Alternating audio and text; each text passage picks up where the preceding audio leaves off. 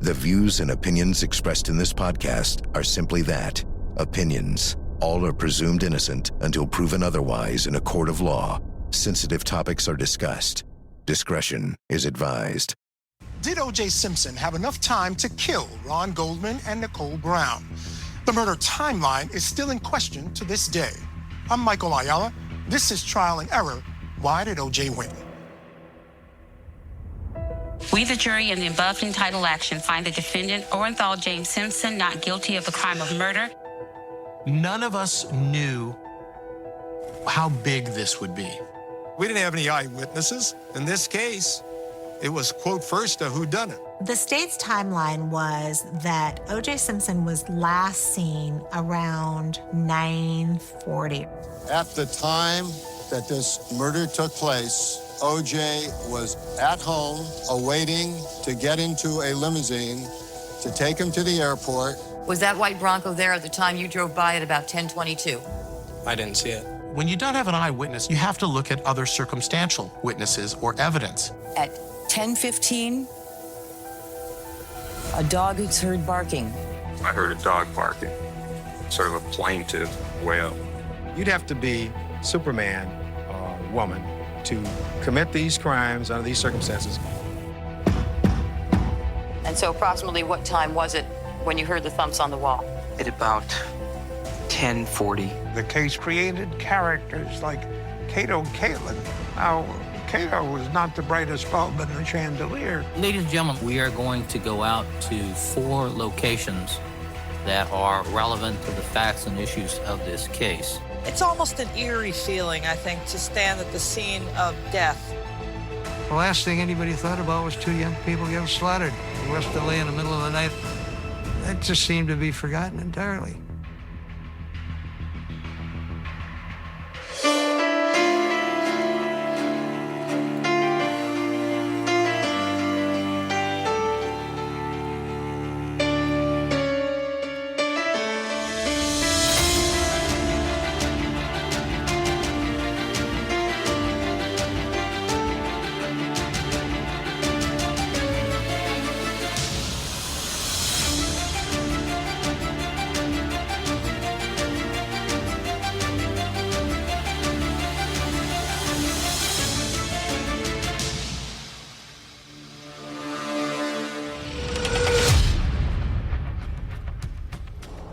The bodies of Simpson's ex-wife, Nicole Brown Simpson, and Ronald Goldman were discovered early Monday morning. We didn't have any eyewitnesses. If you were in the vicinity of Bundy and Wilshire Boulevard on Sunday night, if you have any information that might assist us, contact the Los Angeles Police Department. I first became aware of what had occurred out at Bundy in the morning hours of June the 13th. O.J. Simpson's ex-wife has been found brutally murdered, and there was a second individual, a male individual, who was murdered as well. The bodies of Nicole Brown and Ron Goldman were found just before midnight. Nicole's dog led a neighbor to the crime scene. You have to remember, this is before social media. This is really before the internet. And the timeline is loose because you don't know exactly when somebody was killed. You try to determine it based upon what else is going on and what else people are hearing or seeing. At the time of the murders, O.J. Simpson lived in his home on Rockingham Avenue in Brentwood. Nicole lived in a condo on South Bundy Drive, 2.1 miles away, about a 5 to 6 minute drive. Prosecutors believe the murders took place that night between 10:15 and 10:20. There were no Ring cameras. There were no cell phones to ping off locations, no GPS. So the prosecution had to rely on a dog barking. One of the star witnesses was the Akita dog, Cato. Nicole and O.J.'s kids had a dog that they named after O.J.'s house guest, Cato Kalin. And that dog was used to determine the time of the murders. At 10:15, a dog is heard barking, which fixes the time at which the murder occurred. Pablo Fendez remembered it clearly because the bark was like a plaintive, insistent wail. It was like nothing he'd ever heard before.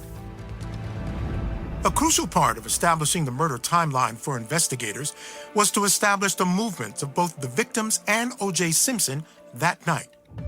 At 4:30 on the day of the murders, OJ and Nicole were together. They were at their daughter Sydney's dance recital. It was in Brentwood at Paul Revere Middle School.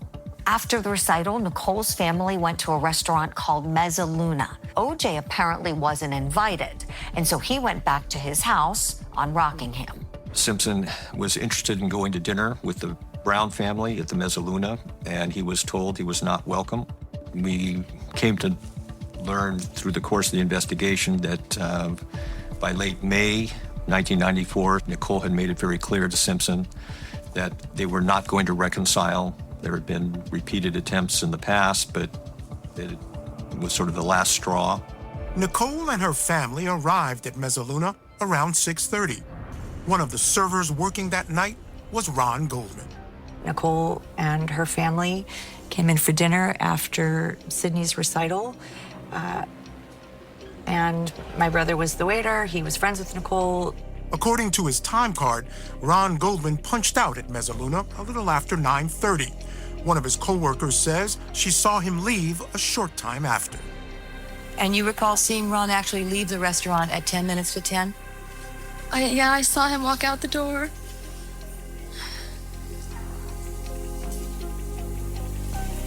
And was that the last time you saw him? Yes. After dinner, I think it was like 9:40 or something like that. When my family came home, my mom left her glasses at the restaurant. My mom called Nicole and she said, yeah, the glasses are there and Ron has the glasses. He'll drop the glasses off. He went to help someone out, return those glasses, and lost his life, butchered by a monster. Coming up next on Trial and Error. You a little bit nervous today? Feel great. Little nervous. Cato Kalin charms the courtroom and infuriates Marcia Clark. Yeah, I'm going to ask leave of the court to take this witness as a hostile witness. I think he believed that O.J. Simpson committed this crime, but he was terrified to be a prosecution witness. Also, what happened to a mystery bag O.J. had with him when he went to the airport? You want to know where the knife is, the bloody shoes? It's in one of 2 landfills in L.A.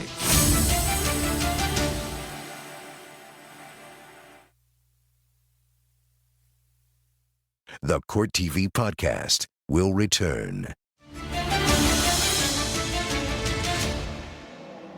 The evidence will prove that Cato last saw the defendant on the night of June the 12th at 9:35 at the latest. He did not see the defendant again until after 11 o'clock. 34-year-old Cato Kalin was living in O.J. Simpson's guest house when Nicole Brown and Ron Goldman were killed. He was the last person to see O.J. before the murders. Brian Cato Kalin, Brian Kato Kaelin. You a little bit nervous today?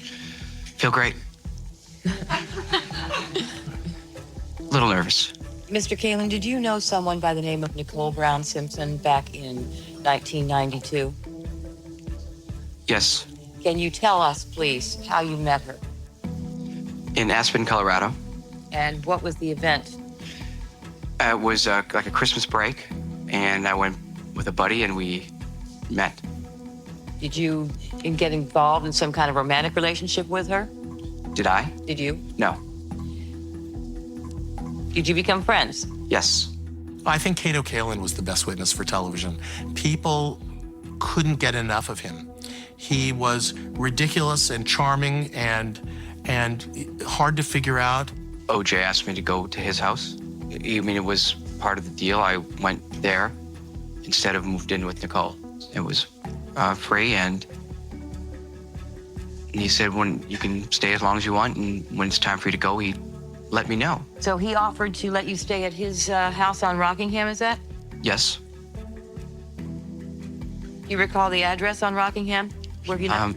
360 North Rockingham. OJ thought Cato was an idiot. You know, Cato was living at OJ's house because Nicole was going to take him in at her place. And OJ said, no, you're not living Nicole's. So he let him live in the guest house. He was an errand boy. That's all he was. He was an errand boy. The case created characters like Cato Kalin, who became known across the country. Now, Cato was not the brightest bulb in the chandelier. Cato really he's an awesome guy. And Cato is a child in a grown man's body. There were a few witnesses who I remember really well. Cato Kalin, because he was funny, it was like a comedy routine. Did you think that your friendship with him, your acquaintanceship, especially living on his property, might send acting roles your way? I don't think we're going for the same parts. I don't. You seem real excited to have you come. Sustained. Wouldn't you? After the dance recital, while Nicole and her family were eating at Mezzaluna, O.J. was back at his home on Rockingham. What was he wearing at that time? At the best of my recollection, I thought it was a sweat outfit. Okay, what color was it? Dark color. Could you tell? It was either blue or dark blue or black. Just after 9 o'clock, O.J. and Cato Kalin went to this McDonald's on Santa Monica Boulevard, about a 10-minute drive from Rockingham. And approximately what time was it when you left with him to go get something to eat? Approximately 9:10. Approximately what time was it when you got your food? 9:25, 9:26. About what time was it when you got home? It's about 9:40. The state's timeline was that O.J. Simpson was last seen around 9:40 when he returned from going to McDonald's with Cato Kalin. They then put the time of the murders at about 10:15. After McDonald's, O.J. and Cato Kalin went their separate ways. O.J. went inside Rockingham and Cato went to his room in the guest house. About an hour later, Cato says he heard a noise outside his bedroom wall. Something unusual occur. Yes. And what was that? I heard a thumping noise. Can you demonstrate for us how loud it was? Somewhat, yes. Go ahead. Yeah, go ahead. And where did that noise seem to be coming from? From the back of the wall. From behind you where you were sitting? Right, from behind the wall, from where I was sitting. And so approximately what time was it when you heard the thumps on the wall? At about 10:40. Cato Kalin was able to establish a timeline where he heard a thump on the back wall of the guest house that he shared at O.J. Simpson's house, and that would put a time to when O.J. Simpson presumably hopped the fence and hit the air conditioner on his way back to his house. So that's a critical witness because you needed to place O.J. Simpson at a specific place and at a specific time. Cato Kalin spent 5 days on the witness stand. As time passed, Cato Kalin became more and more uncomfortable, while Prosecutor Marcia Clark became more and more frustrated. The district attorney thought Cato was going to be a great witness for them because he knew Nicole, he knew O.J., he was at the house, right? He was at O.J.'s house, so you would have expected that he would have been great in this case. The problem is that Cato had no interest in being in the room, and when he was on the stand, he made it obvious to everybody. Do you recall my asking you whether or not you had ever observed the defendant and Nicole have a fight or an argument? Yes. And do you recall what your answer was to that question? Can you show me? He just seemed like a weird kind of guy who was just forced into a situation that he didn't know how to handle himself, and so he was just being manipulated into different aspects of it, and he was uncomfortable with it, I could tell. You didn't say there that he was a little bit upset, did you? No. You changing your testimony now, Mr. Kalin? No. I'm going to ask leave of the court to take this witness as a hostile witness. Cato Kalin was so bad for the prosecution that Marcia Clark asked to treat him as a hostile witness. So what that means is you get to treat the witness that's your witness as if they're a witness for the other side. You get to ask them leading questions, and it's going to be just like a cross-examination. Earlier, you testified that he was relaxed and nonchalant when he spoke about Sydney at the recital. Isn't that true? That's what I remember, yes. And isn't it also true that you testified previously during this trial that he was more upset about Nicole wearing the tight dresses than he was about not being able to see Sydney? Isn't that true? Yes. And now you're changing that testimony. Is that what you're doing, sir?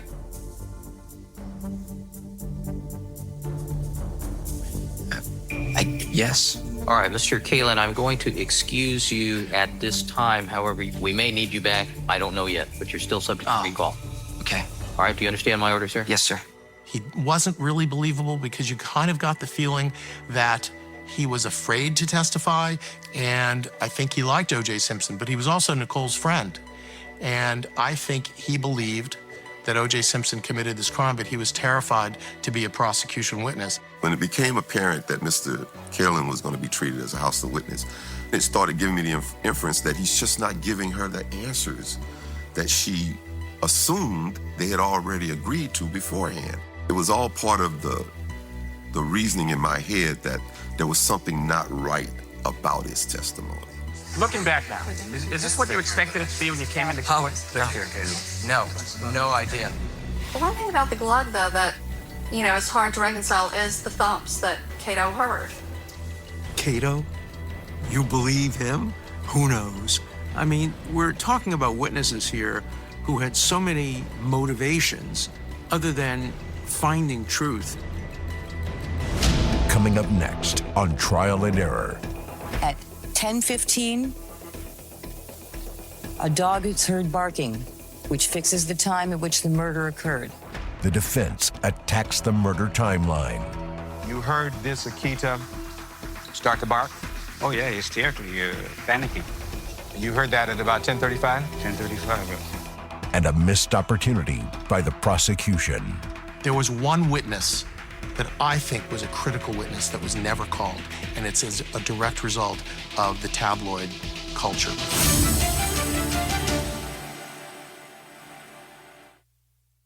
Now, back to the Court TV podcast.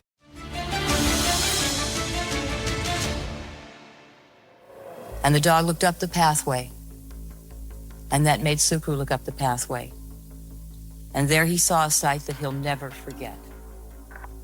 He saw the body of Nicole Brown lying at the foot of the steps in a pool of blood. Just before midnight on June 12, 1994, one of Nicole Brown's neighbors called 911 after Nicole's dog led him to the bloody crime scene. The dog had walked through the blood. Was there, obviously, apparently, during the attack. The dog was having problems when he observing what's going on. Something ain't right. After Simpson left the scene, the dog left the scene, and he was found down the block by a couple of witnesses. Because there were no eyewitnesses, prosecutors had to rely on when Nicole's neighbors reported hearing a barking dog to prove the murders took place during that critical hour. The state's timeline put the time of the murders at about 10:15. That's when neighbors heard Nicole's dog barking and wailing and crying. And so they believe that's when the murders happened. At 10 o'clock that evening, I was watching the news in the master bedroom on the third floor with my wife.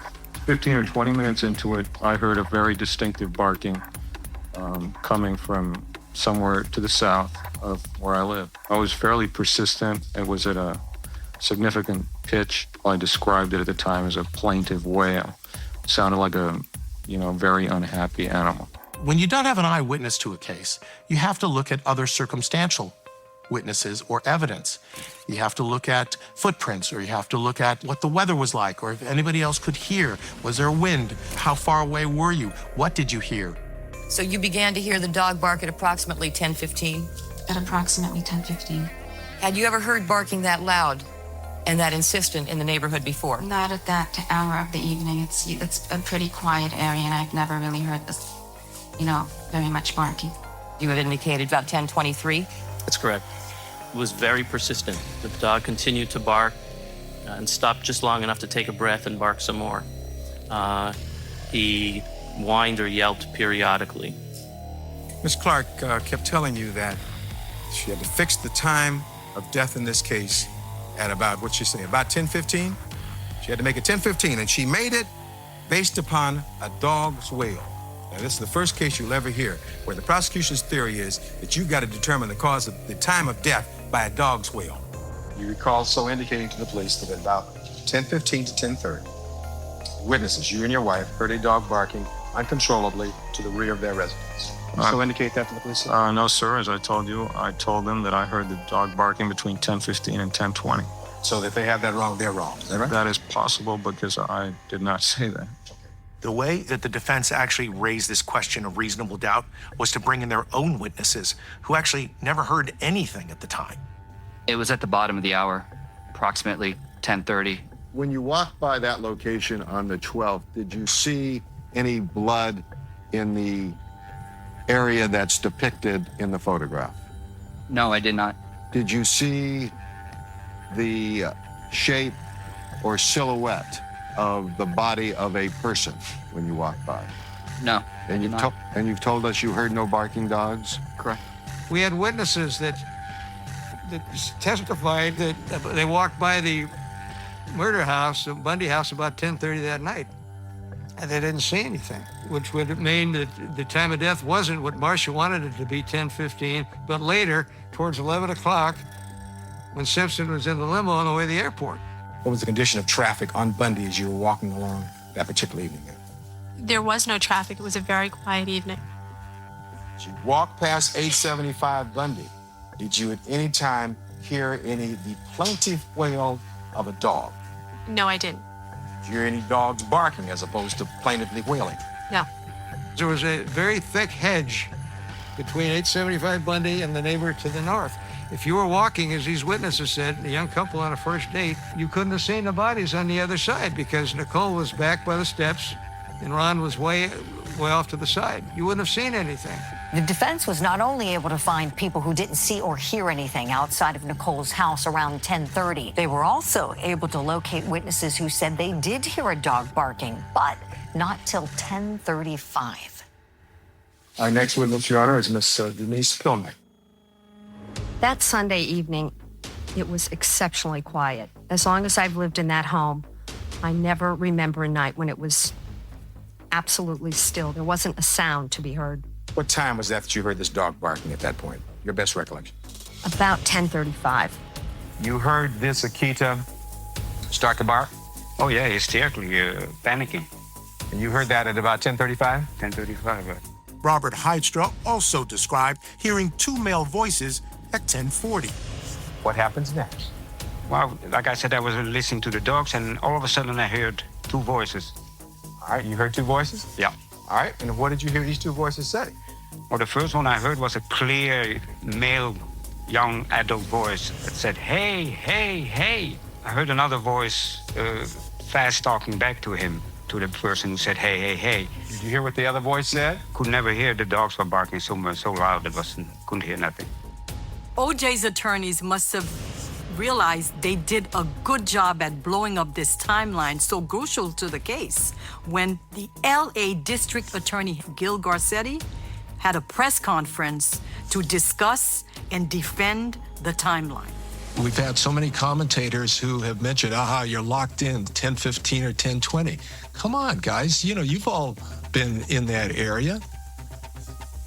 There is plenty of time within the timeline that the defense is even giving us for the crime to have been committed and for Mr. Simpson to have gotten back to his house on Rockingham.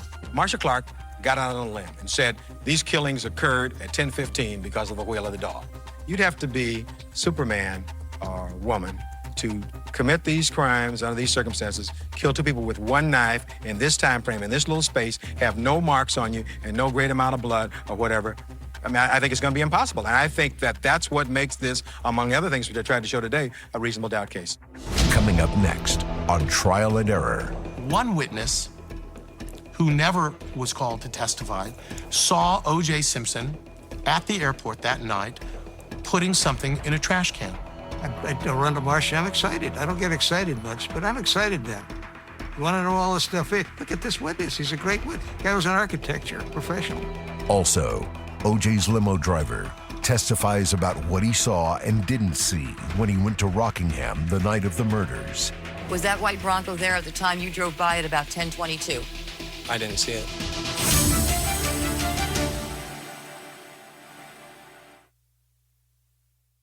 This is the Court TV podcast.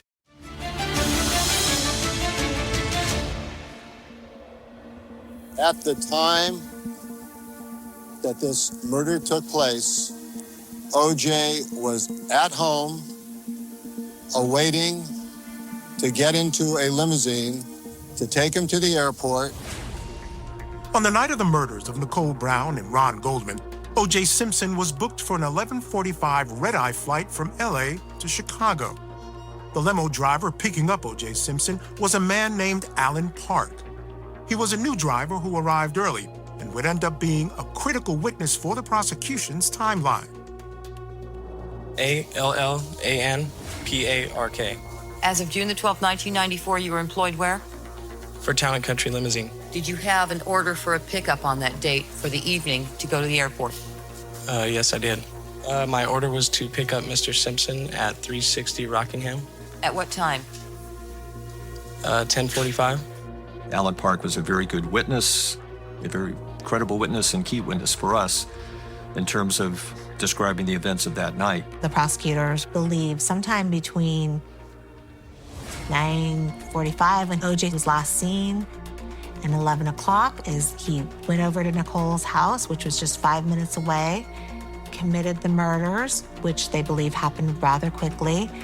How were you able to locate which house on Rockingham was the defendant's as you drove up Rockingham? There was addresses painted on the curb. So at the time that you were looking at that location, the address on the curb, did you see a car parked in that location? No, I didn't. Was that white Bronco there at the time you drove by at about 10:22? I didn't see it.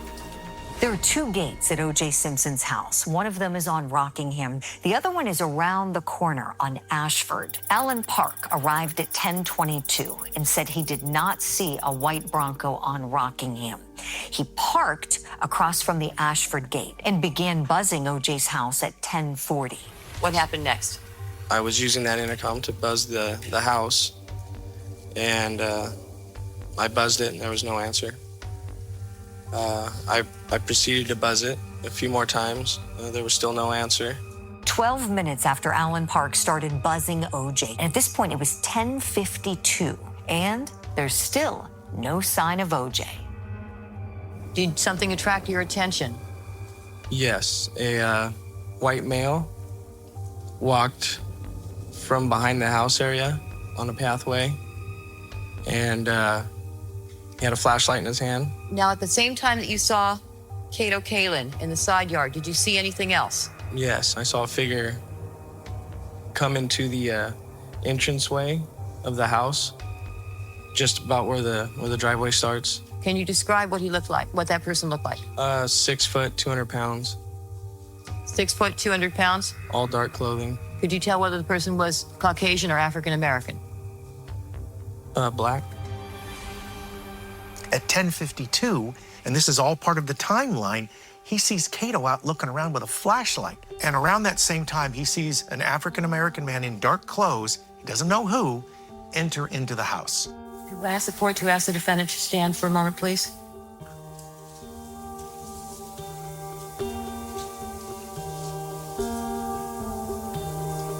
You seen the defendant, Mr. Park? Yes. Can you tell us if that appears to be the size of the person that you saw enter the front entrance of the house at Rockingham? Yes, around the size. Alan Park was a crucial witness and a backbone to prosecution's timeline. Even though he couldn't identify O.J. as that man walking into the house, what he had to say next was extremely compelling. How long after that person entered the house, the front entrance, did the lights go on downstairs? Just seconds. How many times did you have to ring the buzzer this time before it was answered? Oh, it was just, he answered it pretty much immediately. He told me that that he overslept, and he just got out of the shower and he'd be down in a minute. The limo driver, Alan Park's testimony stands out significantly to me, and to the point where I can almost recall his testimony, because he was a very pivotal witness in the trial. Can you tell us, sir, approximately how long it was between the time you saw the 6-foot, 200-pound person dressed in all dark clothing go into the house and the time you saw Mr. Simpson come out the front entrance? It was somewhere around 5 or 6 minutes. Now it's 11 o'clock. OJ's out of the house. Both Cato Kalin and Alan Park are there, and they're helping him get his bags into the trunk of the car so that he can get to the airport and make his flight on time. But there's one small bag that OJ won't let either of them touch. Now, on your way back to the limo, did anything draw your attention? Yes. What? I saw there was like a knapsack that was in the driveway where the Rolls Royce was parked. But it was on the grass part of it, but more on the cement. And how big was that knapsack? It was like a college knapsack, I thought. Like the size of a book bag? Kind of like that. The briefcase or whatever that case is there. I don't want to mark the detective's bag, but so did it seem to be about the size of this bag? Yeah. There was another bag on the driveway. What kind of bag was that? It was another, seemed to be small duffel bag. We were standing around the car, and Mr. Simpson came back out. Cato offered to go get the bag, and he said, no, that's okay, I'll get it. The defense was really smart in how they addressed Mr. Park's testimony, because they didn't dispute all of it. Instead, what they did is they narrowed in on one singular piece, and that singular piece was OJ's finger. Because according to the state's theory, he should have come back with a cut finger, because they believe that he cut his finger when he murdered Ron Goldman and Nicole Brown Simpson. Now, during this period of time, you had occasion, did you not, to see Mr. Simpson's hands, didn't you? Yes. In fact, you described for us that at one point you shook his hand, his right hand, is that correct? Yes. Did you ever see any Band-Aids on his left hand, on his left knuckle, middle finger here? No. You didn't see any cuts on his hands that evening, did you? No. Alan Park got OJ to the airport around 11:35. Several people who interacted with Simpson also testified that they, too, didn't notice a cut on OJ's finger. And at that point, did something unusual happen? Yeah. Yes, a limousine pulled up with Mr. Simpson in it. And as you observed Mr. Simpson, did you have occasion to look at his hands? Yeah, I noticed how big his hands were. And did you see any cuts or bruises on his hands? No. The biggest question I always had was about the cut on the finger. If it could have been determined that the finger was actually cut during the commission of the murders, I think that would have had an overwhelming effect on me as far as for his guilt or innocence. Did you see any cuts on his hands? No. See any Band-Aids on his hands? No. Did you notice anything unusual about either his left or right hand?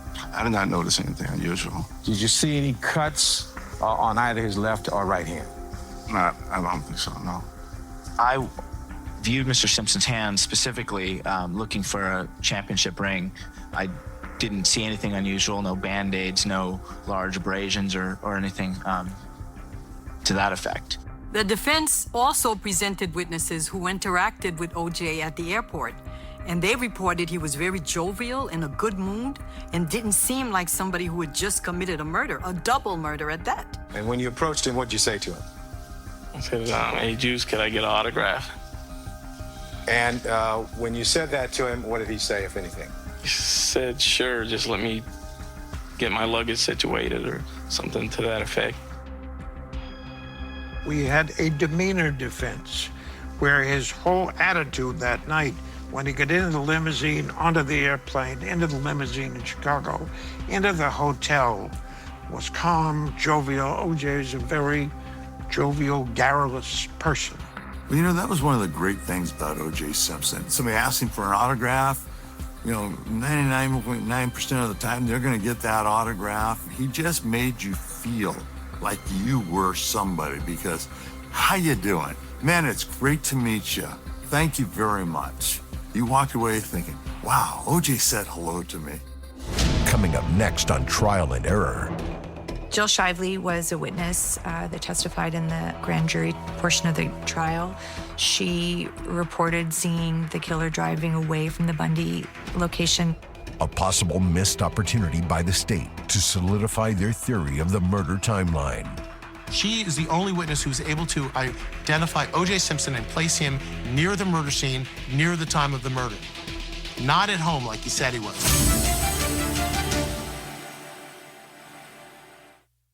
The Court TV podcast will return.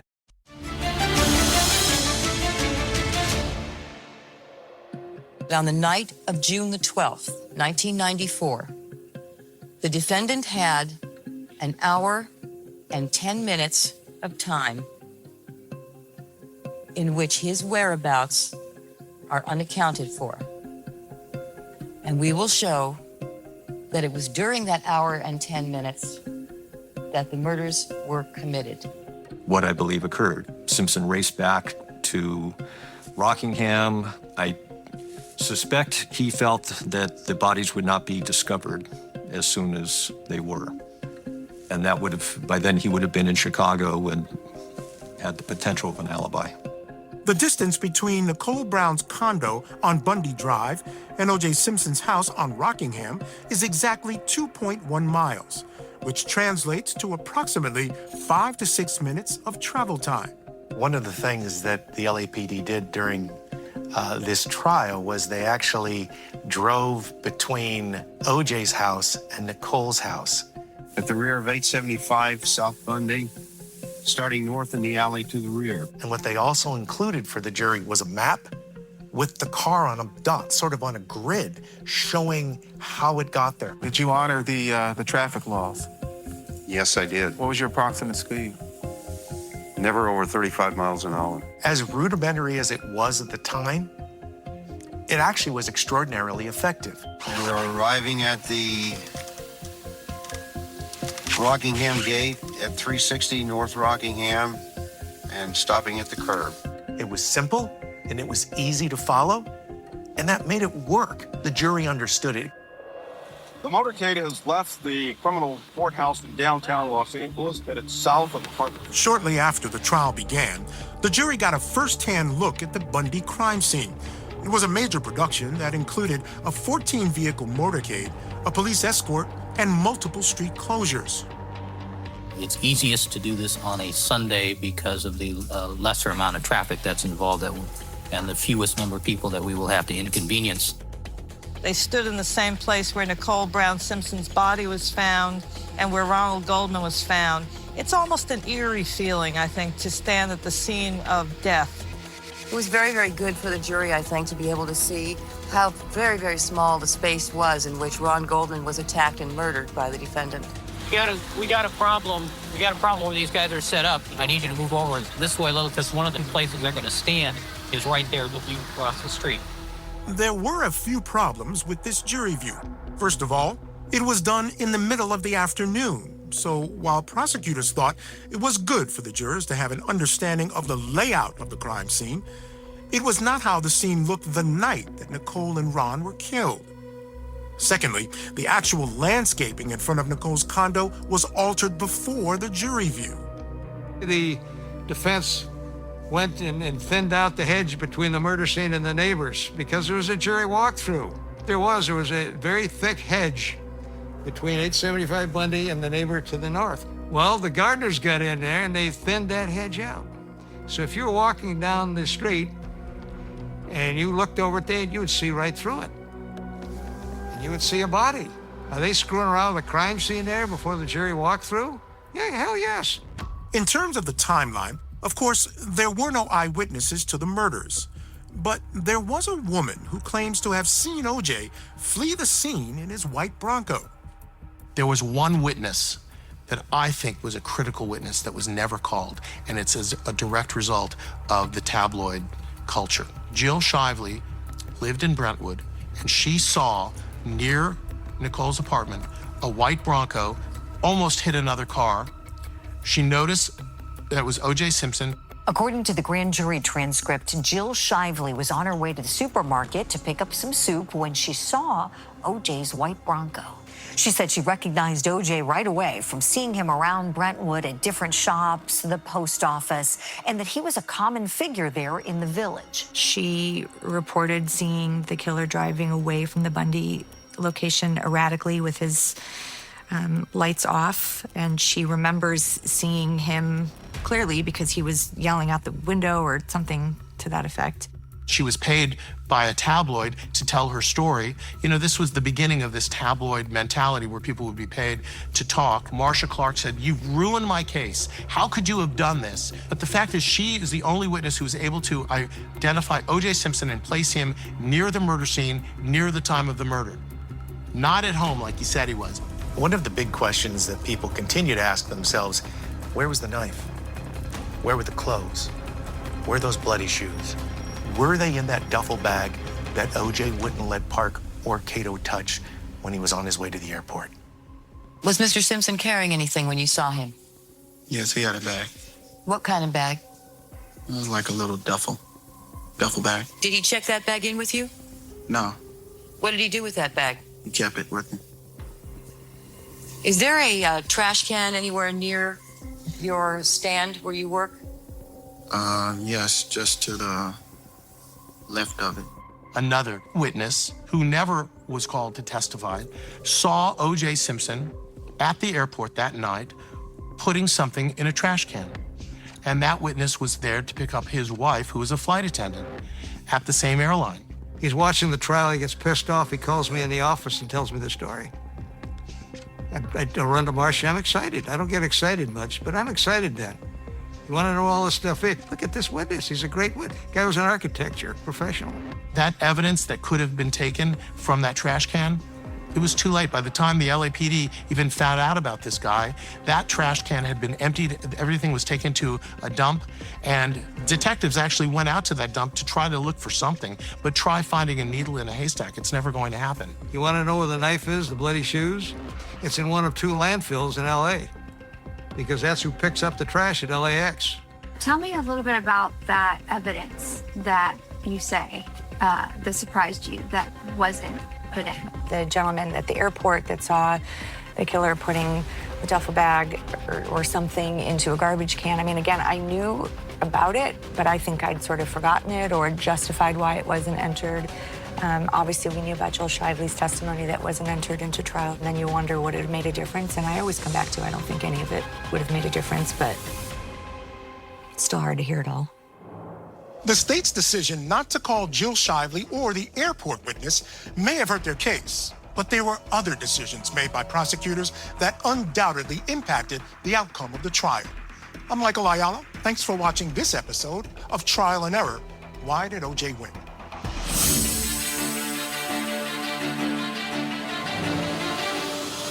I did not, would not have committed this crime. I was shocked at the incompetence of the prosecution. The defense strategy was, you can't trust the message if you can't trust the messenger. And you want to call me a racist? I really don't care.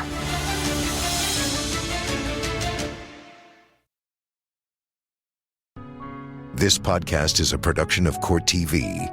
Go to CourtTV.com for more content, trials on demand, and to find out how to watch Court TV in your area.